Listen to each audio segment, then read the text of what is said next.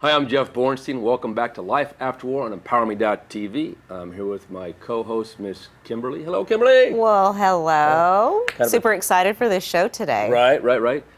Tough day getting here today. I lost my wallet. Right? How fun was that? But I found it. Okay, actually, she took it. That's how she found it. Talking about that, it was underneath the seat. But anyway, we got here safe, and that's a good thing, We right? sure did. Talking about our first couple guests here on the show, so that's awesome.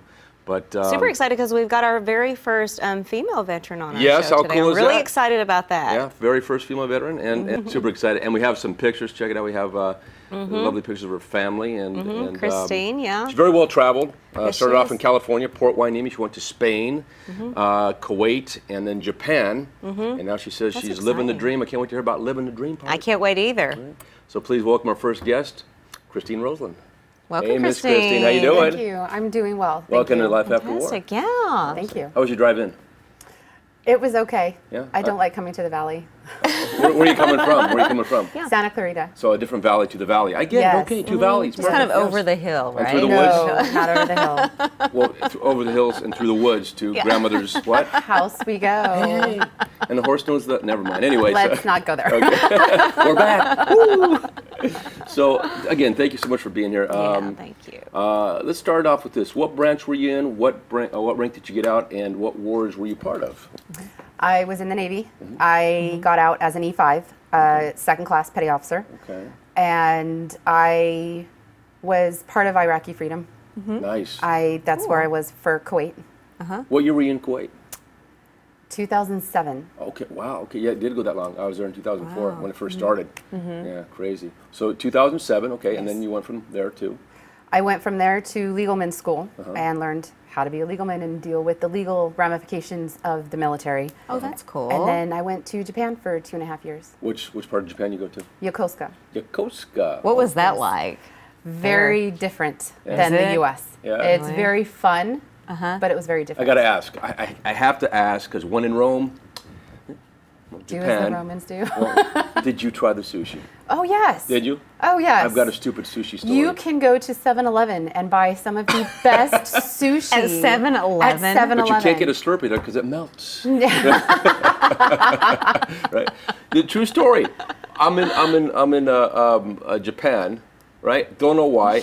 I'm in country, and we're in country for about 2 days. 2 days in country.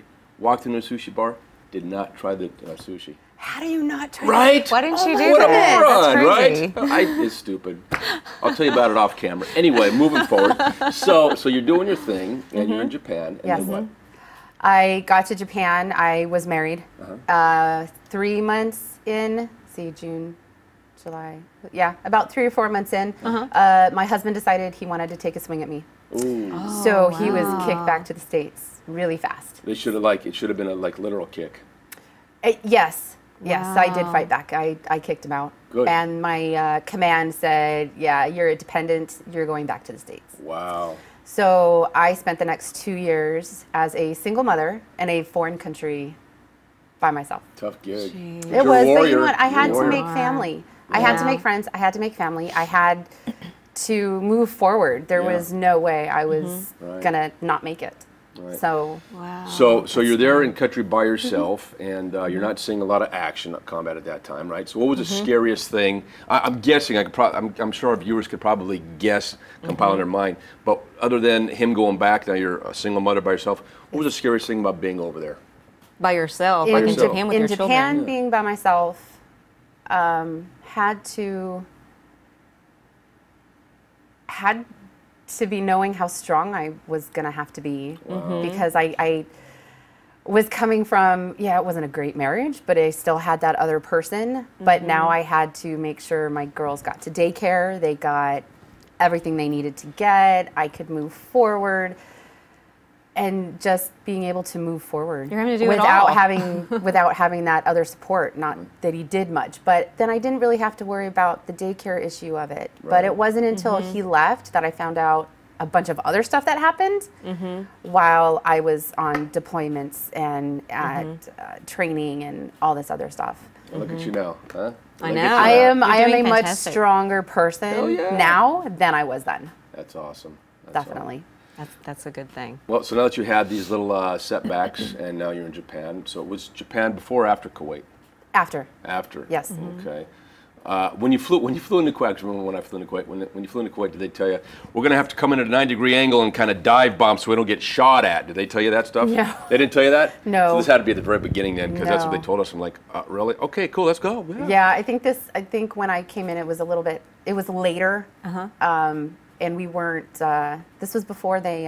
Actually, it was right at the same time that they were closing one of the main bases. Okay. So we flew in, and we were the CBs. So we were coming in to help, not. So you were a not CB fight. also? I was a CB during this time. That is like the coolest thing. I remember. CB is controlled banter.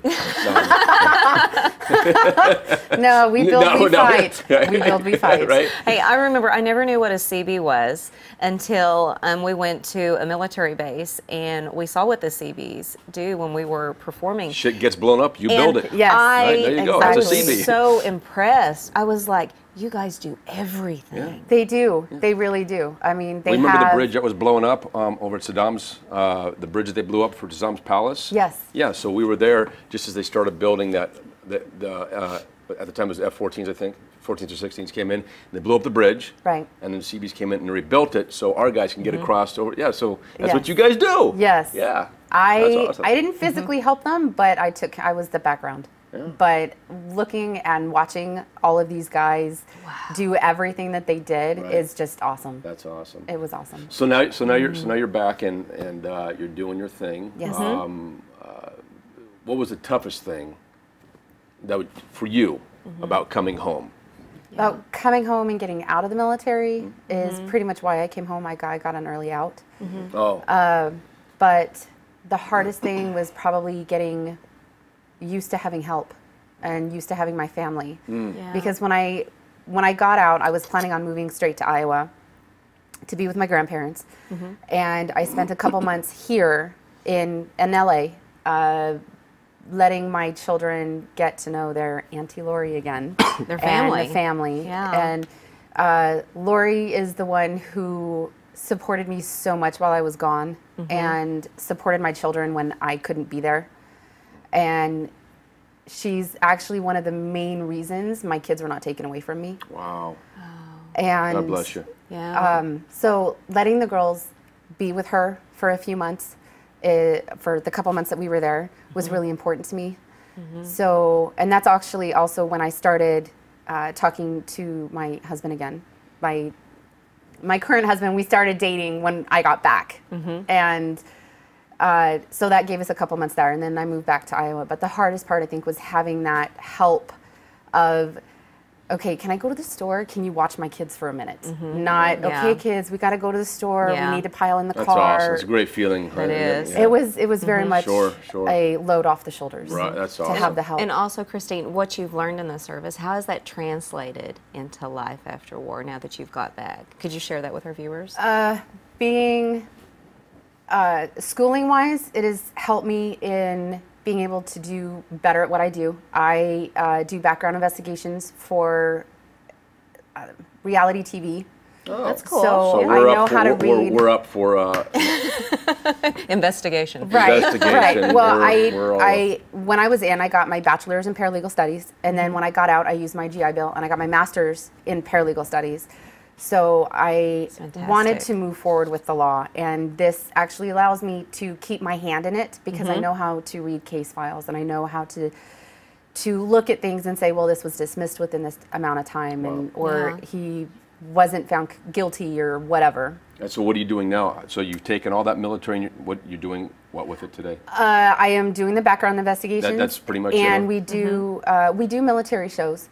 So Okay. I get asked a lot of questions about how to read a DD-214, which was part forms. of what I did in the military. Nice. And because I got out, I know all the codes looking at the DD-214s and what kind of discharge they got. Nice. And things like that. Well, you know, if there's any, Government files are if there's any difficult. viewers out there that don't know how to read their DD-214, at the end of this, you'll be able to tell them where they can get in contact with you. Maybe you can help another veteran. Sure. Because it's Yeah. there, it's out there. You know, look, I got out years ago, and I'm looking at my DD-214. I'm going.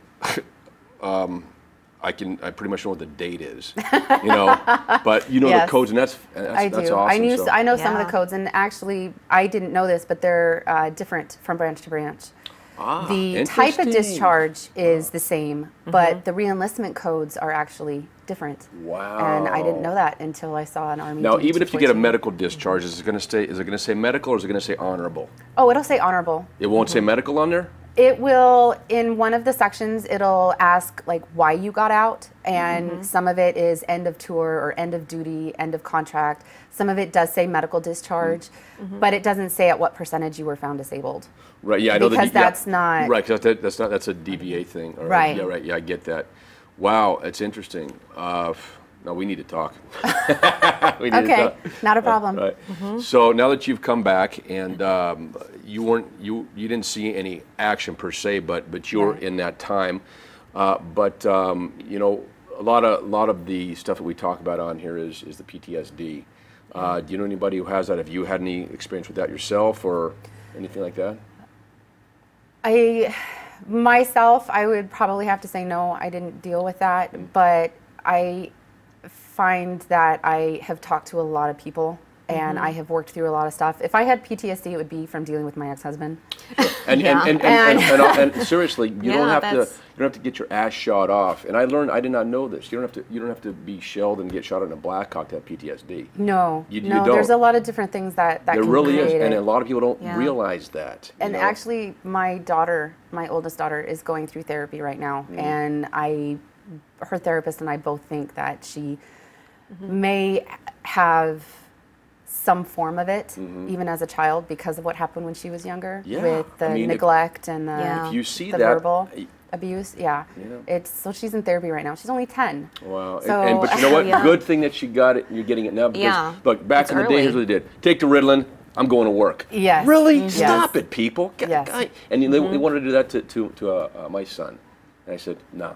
You know. No, and there's a lot of different things that you Yeah. can do to help with That was it. years ago. Other than just Yeah. medication, Yes. medicating them. Wow. So that's good. That's good that she's getting Well, did help. you make any lifelong friends while you were there? I did. Overseas I and- did. I met I met a lot of people while I went to Legalman school, but I ended up being stationed in Japan with 3 of them. They cool. were on ships, and I was on land. I was shore duty. But everybody, when they were all in, would all come over to my house, and we'd all do dinners and everything like that. Oh, that's and we still keep in awesome. contact That on is how Facebook. cool is that? So See? you guys are still like And friends, and do you hang out and exactly. everything That's so now cool. still? They're or- all in different locations. One of them married a Japanese woman and is still living in Japan. Nice. But we all keep in contact on Facebook, and we all see what That's we're all awesome. doing. And That's there's fantastic. there's other civilian friends that I made on while I was in Japan, and so we're cool. still in contact That's on so Facebook. cool. So That's it's great. it's fun. That's so cool. It's fun to see how their kids are growing and how they see my kids and they're like, oh my God, they're so big. Well, you were an absolute delight to have on the show. Yes. You really were. I mean, if there's anything that you want to add to this that we didn't cover today, I mean, this is your forum. This is your time to shine. Get it out. Let it's our about viewers you. know if you can help somebody. You want to say hi to your kids? What do you know? Yeah. This is anything that we didn't talk about you want to say? Yeah. That you feel compelled to say? Thank you very much for doing this for all the veterans, not just combat, not just those who have been damaged, but those who work behind the scenes. And I really appreciate you guys doing this. Well, we do it for you guys because we love you. Well, it's unique. I haven't seen this before, especially. I mean, you have the TV shows that I've seen where they're dealing with the veterans and they're saying hi, making their shows and stuff like that. But to sit down one-on-one with a veteran who isn't injured, isn't damaged, isn't hurt, but being able to listen to the story and hear their side of it as well is very humbling, and I appreciate that very much. We appreciate you. Yeah, thank you. It's been an honor to have you on our show. And Yes. thank you again for your service. Thank you. Thank you, Christine. Thank you. Thank you. If you're a combat veteran and you want to be a guest on our show, Life After War, please hit us up in that little dog tag right down there at Life After War at emPOWERme.tv. Right there at the bottom. And folks, up next, we've got a veteran. He worked at the Phoenix Sky Harbor, didn't he? The airport. As a pre-checker. And folks, but before we go on break, we've got some shout outs from our viewers across the country. Stay tuned for more Life After War on emPOWERme.tv. Hi, my name is Patrick Berman. I'm a retired Army Master Sergeant. I'd like to give a shout out to all our brothers and sisters in arms who are still in harm's way, Afghanistan, Iraq, and other places. Thank you for your service. Godspeed you home safely. You're watching Life After War on emPOWERme.tv.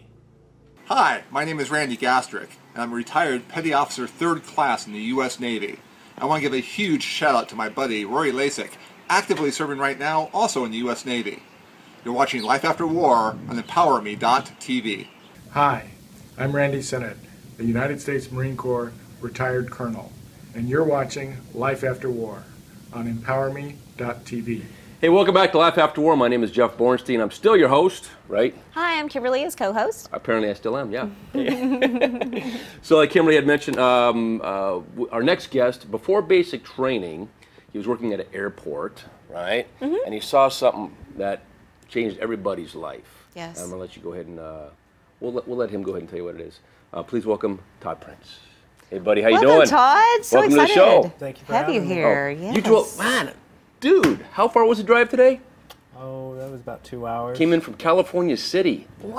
I didn't know that California had its own city. I was unaware until I lived there. Where do you live? California City? No, but where do you live? California City.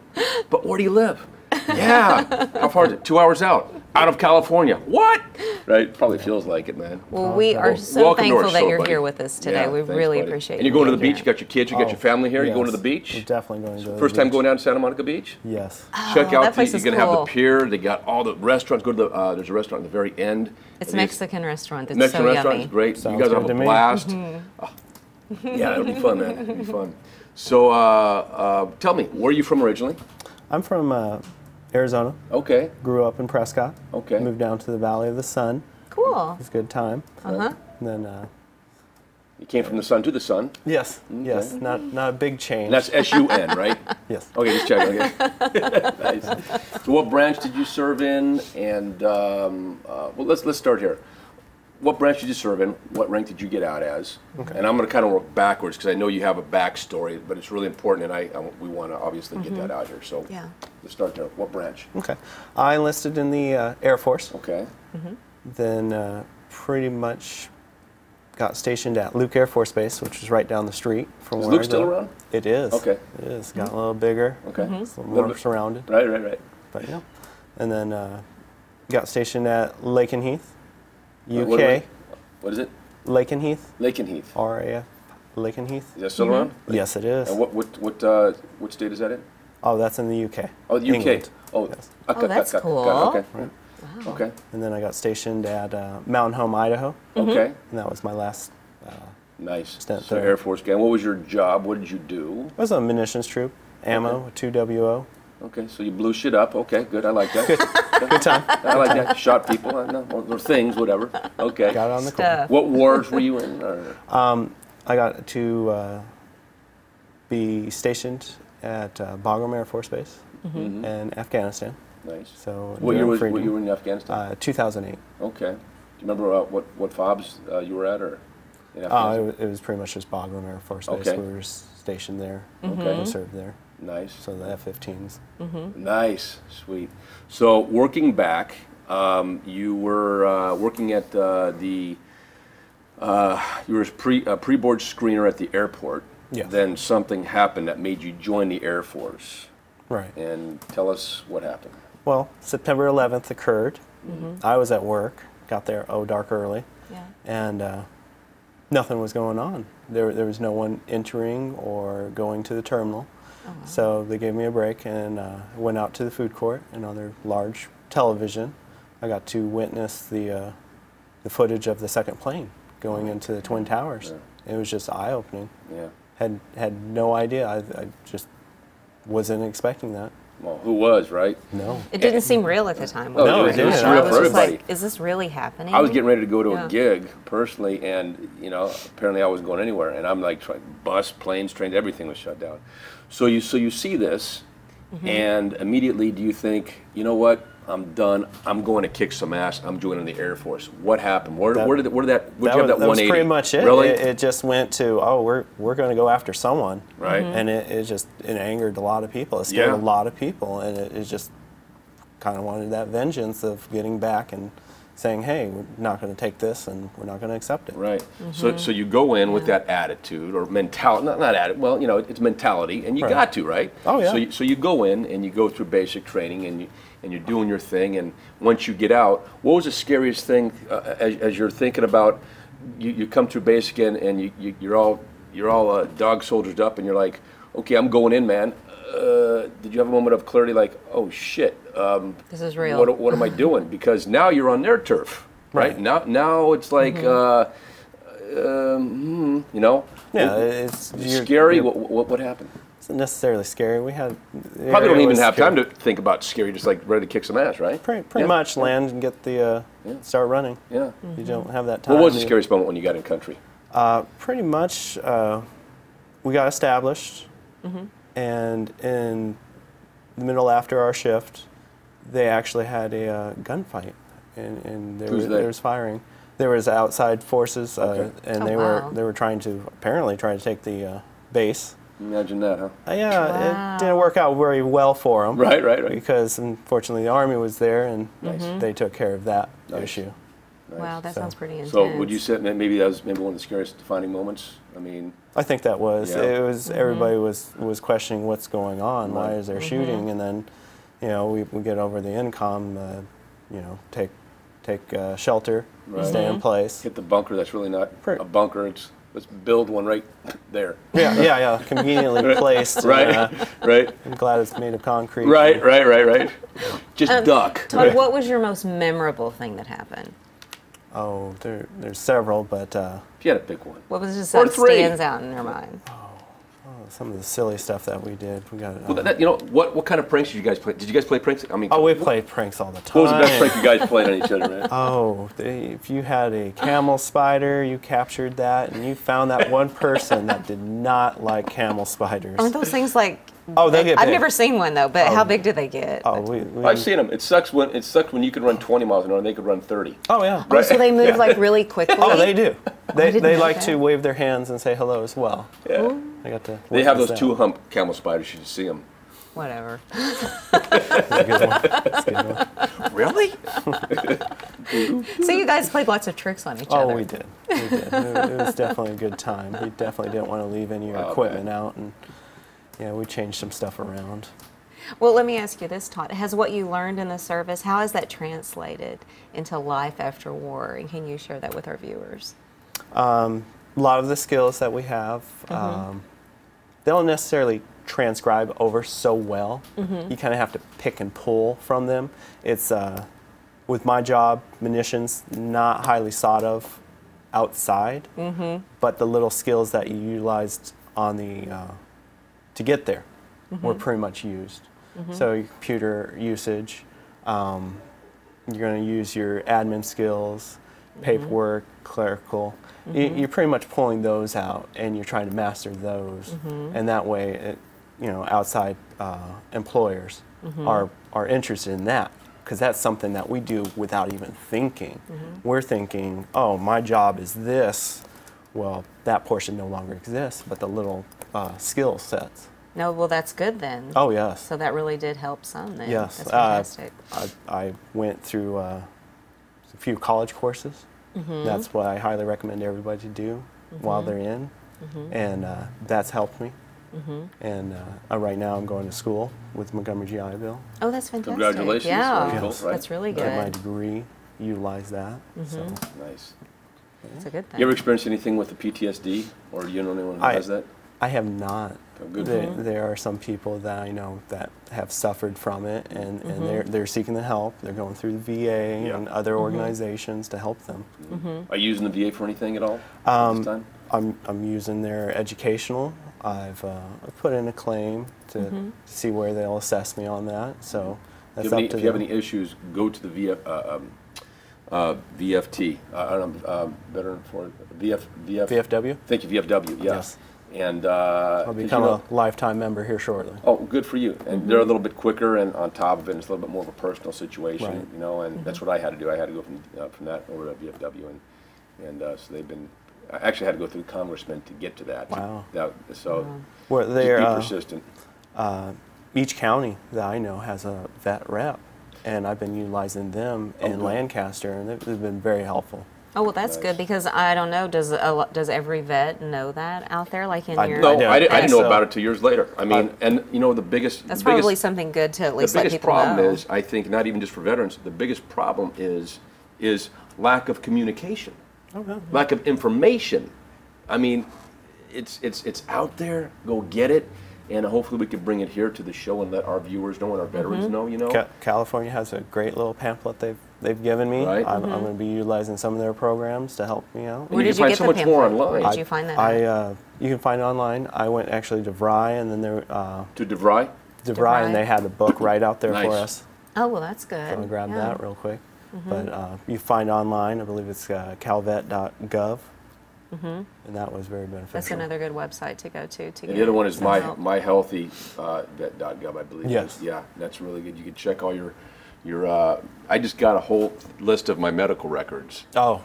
Going back like 30 years. I was like, I didn't know, I forgot I had that. Right? I took those meds? What? Right? Yeah. It's crazy. It's like, I don't recall that. Right. But, I'm glad that it's on paper now. Right.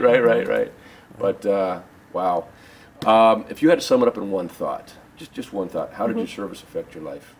It was great. Yeah. I wouldn't change it up. There are many things that I've gained from the service, and I'm going to be utilizing them after the service. That's so cool, buddy. So cool. And you got a wonderful family, and you guys are going to the beach today. Yes. That's going to be fun. They're going to love it. Well, is there anything that you want to add that maybe we didn't talk about here today at all? Anything you want to say to our viewers? Maybe help another vet, or give a shout out to someone? Up to you, whatever you want to say. Okay. It's your moment. Get everything you can out of the service. Get your education, take care of your health, take care of your family, use the benefits that they give you, and make the most of them. Don't have regrets. There's opportunities abound. If they give you testing, promotion, paperwork, study it. Get that next stripe, bar, what have you. Make the most of it. You're awesome, buddy. Stuff. That is good. It's been an honor to have you on our show, and thank you again for your service, brother. Yes, thank you, Todd. Thanks, buddy. And thank you for driving 2 hours to get here. Right. Wow. You have to go back to California City. Oh, we're going to the beach first. Right. We'll make it worthwhile. The beach is actually in California. Well, once again, folks, thank you so much for watching Life After War on emPOWERme.tv. Folks, thanks for tuning in, and we'll see you next time. Thank you.